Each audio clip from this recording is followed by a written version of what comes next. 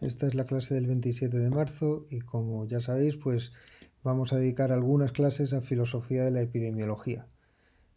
Ya sé que estáis hartos en vuestras cuarentenas de escuchar hablar del virus para arriba y para abajo, pero bueno, espero que con estas clases veamos algunas perspectivas que son distintas a las de la tele o las redes sociales y también estoy convencido de que nos va a permitir ver algunos de los temas que íbamos a ver en cualquier caso en la asignatura, pero un poco pues en relación a los problemas que nos preocupan a todos hoy en día. Esta semana, por ejemplo, tocaba Popper y el método científico, y entonces vamos a ver, entre otras cosas, que a los epidemiólogos desde el 1975 más o menos, pues les ha preocupado bastante mmm, entender si su disciplina debe seguir las reglas lógicas de Popper o debe seguir otras, etcétera. Pero bueno, antes de eso vamos a definir qué es la epidemiología y vamos a hacer una pequeña historia, intentar ver exactamente dónde se mueve el campo de la epidemiología en comparación con otras disciplinas.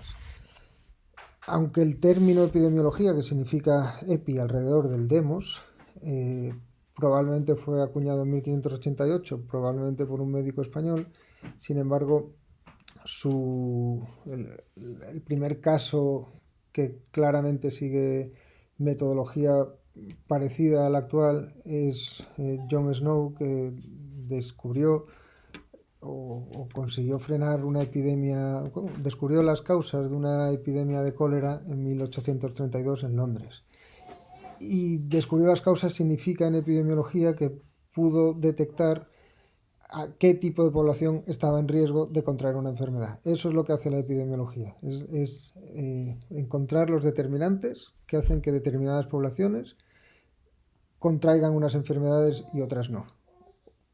En el caso de John Snow, simplemente demostró que en un barrio de Londres donde había crecido una epidemia de cólera, el problema era una fuente que había estado en contacto con aguas fecales de otros infectados. Y esto lo demostró no con el microscopio, como sale en esta imagen, porque la bacteria del cólera no fue descubierta hasta 30 años después, sino que lo descubrió haciendo lo que hacen los epidemiólogos, que son tablas de expuestos y no expuestos, de enfermos y no enfermos, y preguntando, digamos. O sea, es un estudio demográfico, sociológico, fue allí, habló con la gente y vio sus pautas de vida y pudo identificar la fuente como causante del problema.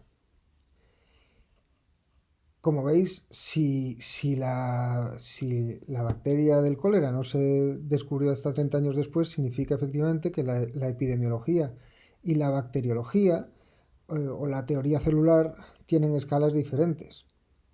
Esto que tengan escalas diferentes no significa que una pueda ignorar a la otra, ¿no?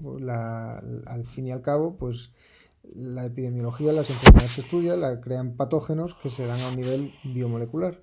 Con lo cual, en la historia que estamos haciendo de la epidemiología, brevísima, tiene que entrar la teoría celular. Aquí se ve claramente en la serie esta Charité, que está en Netflix y que os la recomiendo para estos días duros de cuarentena, pues aparece estas dos perspectivas de Virchow, que es a la vez uno de los creadores de la medicina social, que es al contrario que la medicina clínica, que se dedica al cuerpo individual, la medicina social o comunitaria, lo que ve es lo que acabo de decir, las poblaciones, pero también es a la vez uno de los creadores de la teoría celular a través del principio omnicélula ex célula. O sea, toda célula procede de otra célula. Esto es un principio que unifica el campo de la teoría celular, en el sentido que, como ya hemos visto para la geometría o para la química, lo hace inmanente porque los términos del campo son las células, producen otros términos del campo, o sea, otras células. Y aquí abajo sale Koch, que fue el descubrimiento del bacilo de Koch, y le permitió pues identificar la bacteria, el bacilo que causaba la tuberculosis y desarrollar una vacuna. Como sabéis, la vacuna consiste en que te inoculas un poquito de eso, menos de lo que te causa una enfermedad grave o la muerte, y así la memoria de tus anticuerpos, cuando llegue el patógeno de verdad, será capaz de combatirlos.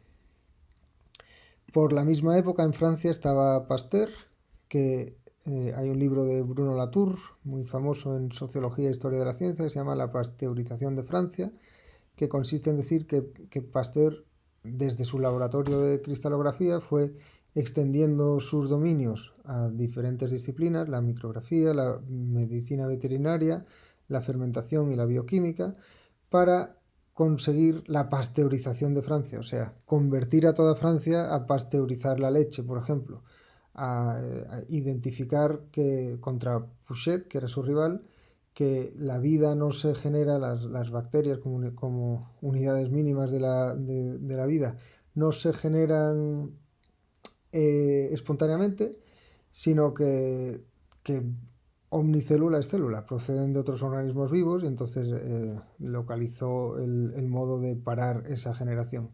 Y aquí es la frase famosa de Latour: dame un laboratorio de cristalografía y siguiendo el movimiento de Pasteur os daré el mundo entero, os moveré el mundo.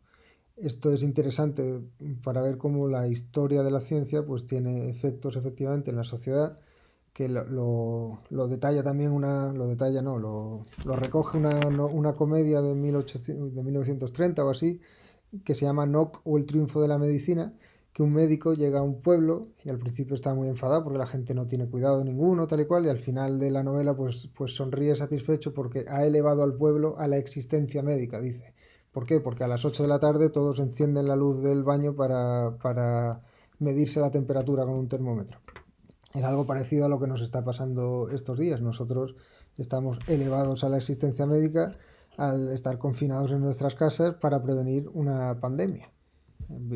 Se ha pasteurizado o no, sino que se ha virificado no Francia, sino el mundo entero en este caso. Una situación que ni de ciencia ficción, pero claro, con toda la razón.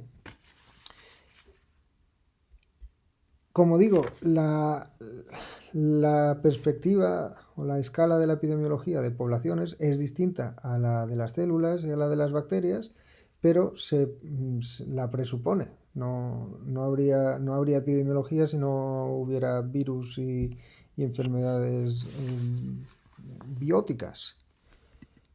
Por lo tanto, un hito importante en esta historia es el descubrimiento o la fundación de la biología molecular, que tiene una historia muy larga, pero bueno, se suele poner como el punto culminante Franklin, Watson y Crick, que ofrecen o desarrollan el modelo de la doble hélice del ADN, que más o menos conocéis todos, pues la herencia genética determina el desarrollo de las proteínas, estas de aquí, de una célula mediante ácidos organizados en su núcleo, que es esto de aquí, y que afectan al ARN. Afectan, digo, porque estos son transmisiones químicas, pero sin embargo el lenguaje con el que se ha desarrollado esta disciplina de la biología molecular es siempre lingüístico. El RN es el mensajero y el código y así sucesivamente. Pero bueno, en eso no vamos a entrar ahora. Simplemente esta escala nucleótida de los núcleos de la célula es la que luego permite la teoría de los virus. Y por ejemplo, aquí tenemos el famoso coronavirus, que se llama corona por esto de aquí. Y no son, hay un debate de si son seres vivos los virus o no, no son seres vivos, pero tienen información genética. Y lo que hacen, esto por cierto, estas figuras se las agradezco a Enrique Bataner, que me las ha cedido para utilizarlas en esta clase, pues lo que hace un virus del corona, que va libre por ahí, cuando se introduce en tu organismo y consigue llegar a los tipos de células a los que afecta, que es como la neumonía, sobre todo en los pulmones, pues se introduce en la célula y lo que hace es esto de aquí de toma el mando. Tiene ácido nucleico, o sea, material genético, y lo que hace es ese material genético aprovechar los propios mecanismos que tiene la célula para reproducirse y o sea, la herencia genética lo que hace la célula es producir proteínas. Pues al modificar esa herencia genética, el virus consigue reproducirse y ensamblar las proteínas en una partícula vírica. Y entonces reproducirse, luego lo que hace es salir de la célula y hacer el mismo efecto en muchas otras células del mismo organismo y también de otro organismo. Porque el cuerpo humano, en este caso, de murciélago o de lo que sea, pues lo suelta y el virus rápidamente contagia a otra persona y hace el mismo proceso. Esta escala molecular tiene que ver también, el modo de transmisión tiene que ver con que luego la enfermedad sea altamente contagiosa y por tanto su crecimiento, su contagio sea exponencial, como es este caso. Ante un virus de estos, pues se puede poner una vacuna como la de la tuberculosis. El problema es que todavía no existe para este virus y hay veces que además, o sea, no tiene por qué existir. El virus más famoso seguramente sin vacuna es el VIH, el SIDA. Esto lleva pues ya 40 o 50 años, que ahora está bastante más controlado, base de tratamientos y tal, pero hubo momentos que era totalmente dramático y sin embargo nunca se consiguió desarrollar una vacuna. Además de la vacuna están los antivirales, que son estas barreritas que se pueden intentar introducir en diferentes partes del proceso. Hoy en día, además de intentarse encontrar una vacuna para el coronavirus, pues se está intentando desarrollar métodos de estos, de agentes antivirales. Muchas veces se hace por ensayo-error o incluso a bulto. Ya hablaremos un poquito de esto después. Como digo, aquí hay que determinar muy bien las diferentes escalas. Esta escala biomolecular que estamos viendo ahora es distinta de la escala médica clínica, o sea, de la escala de la salvaguarda del cuerpo individual, en que consiste la ciencia médica o, según algunos, el arte de la medicina. ¿Por qué es distinta? Porque bueno, hay una frase que lo ilustra bastante bien de la novela Arrowsmith de Sinclair Lewis, que no me acuerdo cómo dice exactamente, pero es una novela, por cierto, muy bonita, que os la recomiendo. Arrowsmith, se llama Arrowsmith. Y supongo que está traducida, no lo sé, pero es muy buena, vamos. Y hay un momento que dice, el bacteriólogo tiene el problema, está dando clase en la universidad y hay varios infectados en la universidad y el hombre descubre el virus y dice, claro, no, el virus no, en este caso la bacteria, es una célula, vamos, no como el virus. Total, que, que dice, el bacteriólogo tiene que enfrentarse al dilema de acabar con un virus que es totalmente elegante y funcional en su modo de trabajar para salvar a unos estudiantes que no trabajan en absoluto y que no tienen nada de elegante, sino que tienen mucho mal gusto y tal y cual. Es un chiste, evidentemente, dentro de la novela, pero sí que creo que apunta bastante bien a las diferencias de escala, en este caso de la bioquímica o de la biología molecular, con respecto a la medicina clínica de salvaguarda del cuerpo, pero también lo que he dicho antes, las diferencias de la medicina clínica con la medicina social y en este caso con la epidemiología. Que la medicina clínica se dedica al cuerpo individual, la epidemiología a las poblaciones. En este caso, un virus como el coronavirus se trata de población global. Entonces estos mapas de The Guardian son muy interesantes porque se va viendo, vamos, ya conocéis todo esto lamentablemente, pero se va viendo la expansión de los contagiados desde Asia, desde Wuhan, hacia el oeste. Y al final el 22 de marzo pues está por todo el mundo, pero mirad la costa este estadounidense cómo va creciendo, claro. También son muy conocidas por todos, lamentablemente, las típicas gráficas de evolución de los contagios.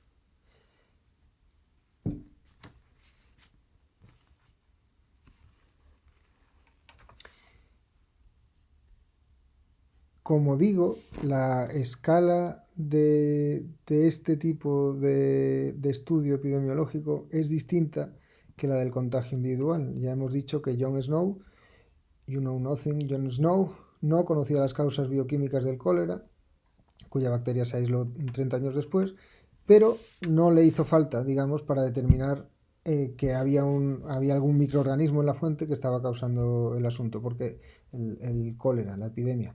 Porque al fin y al cabo sus estudios eran poblacionales. Esto es una gráfica basada en los estudios de Jon Snow de 1832 y aquí están los sujetos contagiados, los negros son contagiados, pasa lo mismo que con el coronavirus, contagiados que se hayan hecho el test, claro. Y aquí las muertes. Veis que las muertes van, este eje es el de los días, 31 de agosto, 1 de septiembre, 2 de septiembre, 15 de septiembre. Fueron 15 días letales. Como veis, aquí hay un desfase de unos pocos de días, de 2 o 3 días en el caso del cólera, entre los contagiados y los fallecidos. En el caso del coronavirus, pues son unas 2 semanas o algo así, pero siempre pasa esto en la gráfica. Y aquí veis el famoso pico, y luego, como va una vez además que se ha descubierto lo que es, la gente empieza a dejar de ir a la fuente, los que iban a la fuente, que muchas veces eran las mujeres, eh, ya no van a la fuente, entonces se busca, las casas buscan el agua por otras vías, pero además una vez que ya está localizado el problema de la fuente, empieza a bajar mucho los contagios y la mortandad, claro. Entonces el método de Jon Snow se parece mucho al método que se utiliza actualmente, que ya digo, no es bioquímico, sino que es pues más bien sociológico y también estadístico, que es hacer tablas de este tipo más o menos. Expuestos, o sea, lo importante es determinar cuál es la causa de una enfermedad, por ejemplo, el cáncer de pulmón. Entonces se coge a los individuos enfermos, a los individuos no enfermos, y se compara con cosas a las que pueden estar expuestos, por ejemplo, el fumador. Esta comparación, ahora vamos a hablar un poco de eso, no es aleatoria. Tú lo contrastas con causas que pueda tener algún sentido, claro, por supuesto. Pero sí que es verdad que a veces se hace de manera bastante aleatoria y también es verdad que no es exclusiva, o sea, no todos los enfermos de cáncer de pulmón, evidentemente, están expuestos al tabaco, son fumadores. Pero lo que permite es diferenciar poblaciones de riesgo. Y ahí está el asunto.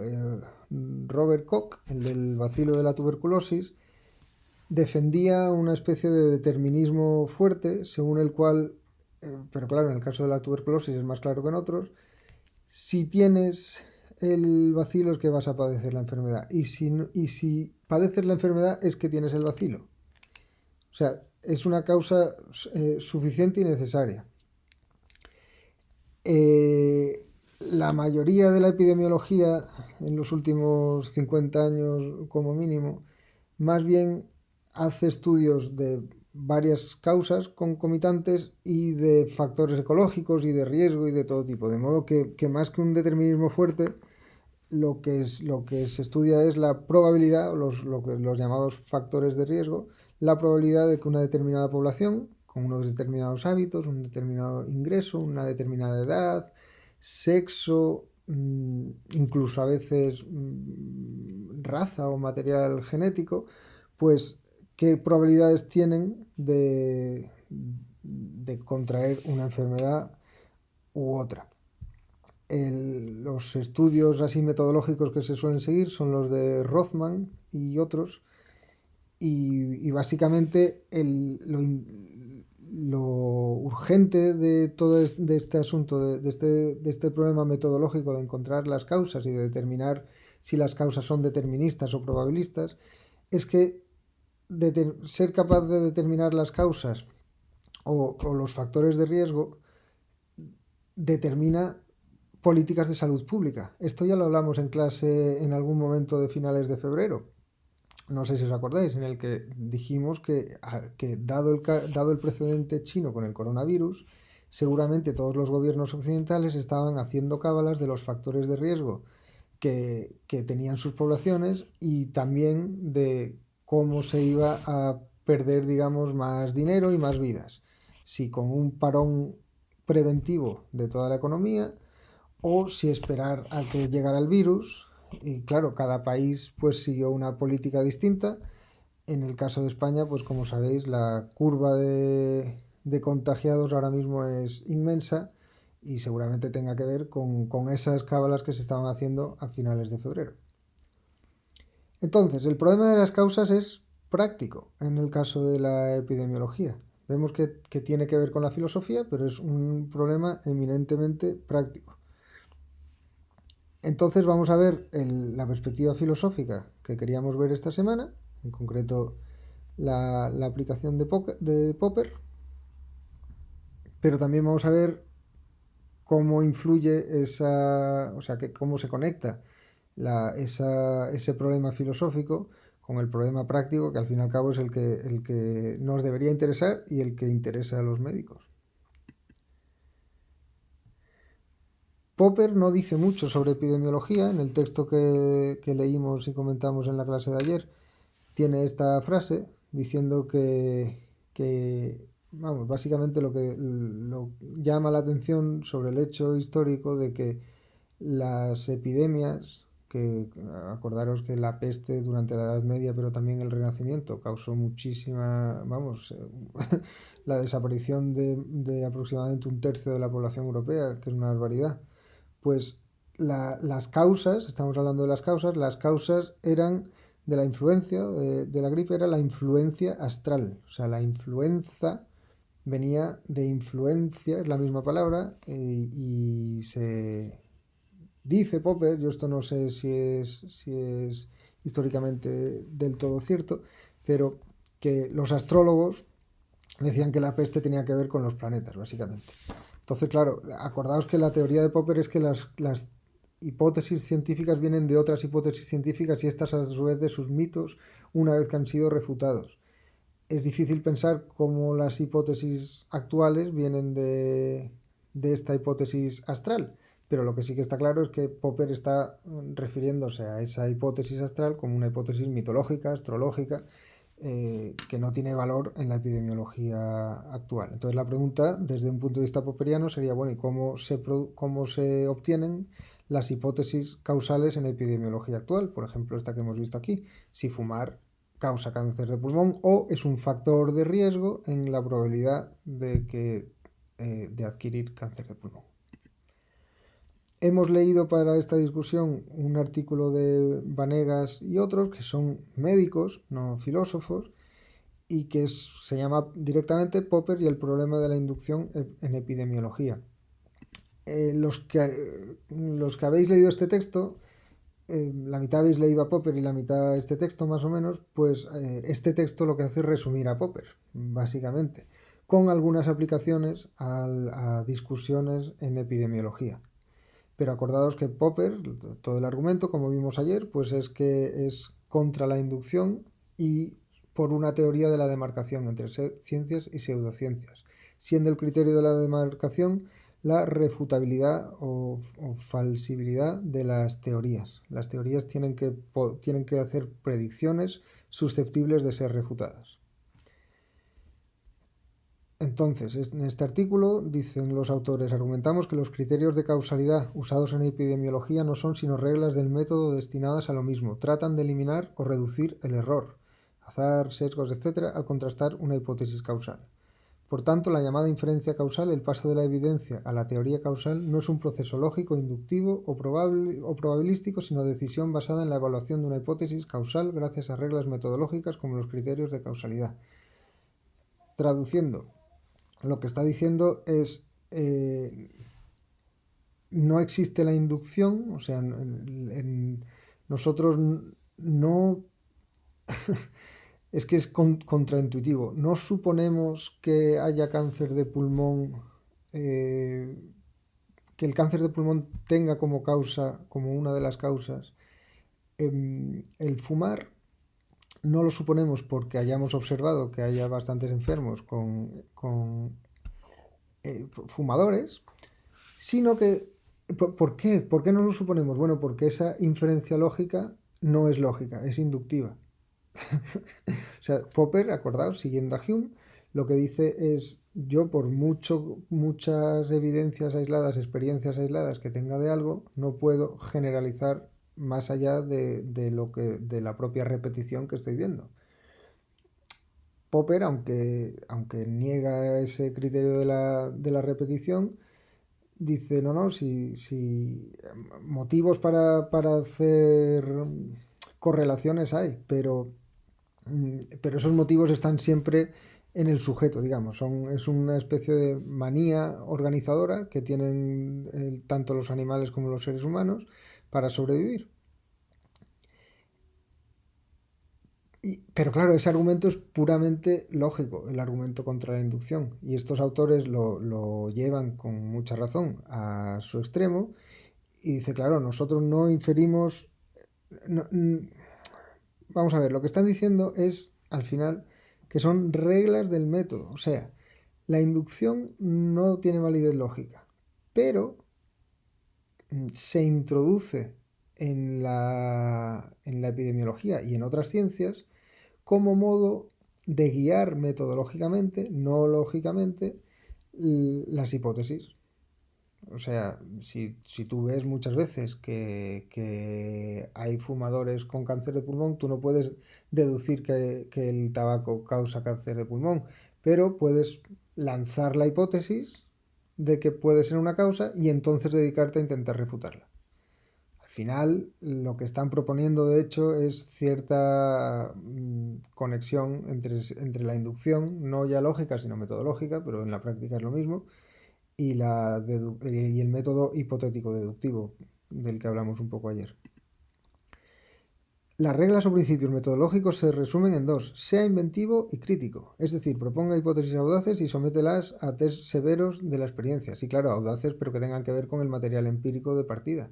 Si no, sería absurdo. Imaginaos, es que esto tiene importancia práctica. Imaginaos que las hipótesis sobre el coronavirus fueran tan audaces que volvieran a la astrología y hubiera que perder el tiempo refutando cada una de esas hipótesis, si es que fueran refutables, claro. Si no, pues no serían aceptables para los popperianos. Hablan también, una vez desterrada la inducción, del bayesianismo. El bayesianismo aplica la probabilidad a las propias inducciones y diciendo, pues es una teoría de la probabilidad no frecuentista, o sea, no objetivista, sino subjetivista, que es la probabilidad dentro de lo que nosotros conocemos. Con lo cual, para los bayesianos lo que hacen es un teorema que eh, ofrece, dadas unas condiciones iniciales, ofrece, digamos, un método de organizar hipótesis probables. Y ellos dicen, no, no, no, ese método no es lógico, ese método es inductivo. De nuevo, lo están aceptando siempre que sea metodológico y no lógico, no criterio de verdad. Rothman, del que hemos hablado antes, porque es uno de los padres de la epidemiología moderna, entendida como la búsqueda de factores de riesgo y de probabilidad de entrar en esos factores de riesgo. Por ejemplo, dice, dicen esto mismo que estoy diciendo yo, dice, a pesar de las críticas filosóficas a la inferencia inductiva, se usa con frecuencia criterios causales orientados inductivamente. O sea que al final lo que están reconociendo es que en la práctica la inducción como generalización no es tan problemática. Es muy interesante comprobar cómo a veces este método puramente inductivo, sin hipótesis, funciona perfectamente en epidemiología y otras ramas de la medicina social. Muchos de los ensayos clínicos de la llamada medicina basada en la evidencia son en principio totalmente ajenos a las hipótesis. O sea, se tienen dos grupos. Ahora es que con el coronavirus se está viendo bastante bien. La gente está probando cosas, tanto vacunas como antivirales, probando cosas con más o menos indicios, más o menos analogías con otras enfermedades parecidas, que funciona tal. Y entonces van administrando y a partir de eso pues van refinando un poquito. Hoy he visto uno que se administraba cortisona, en fin. Pero esto es un poco descontrolado. Normalmente se hace más controlado teniendo dos grupos distintos que padecen la misma enfermedad, por ejemplo, y dándoles a uno placebo y a otro un medicamento. Y hay veces que resulta que el medicamento mata más que el placebo. O sea, que el mecanismo no se conoce. Con el SIDA se ha visto también claramente. Al final es un cóctel de fármacos ahí que no se sabe muy bien por qué, pero funciona en la mayoría de los casos.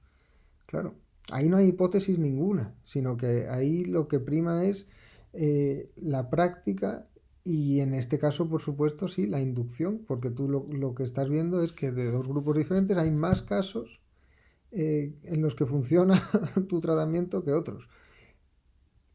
Por eso hay mucha gente que dice que la medicina tiene tanto de técnica o más que de ciencia, claro.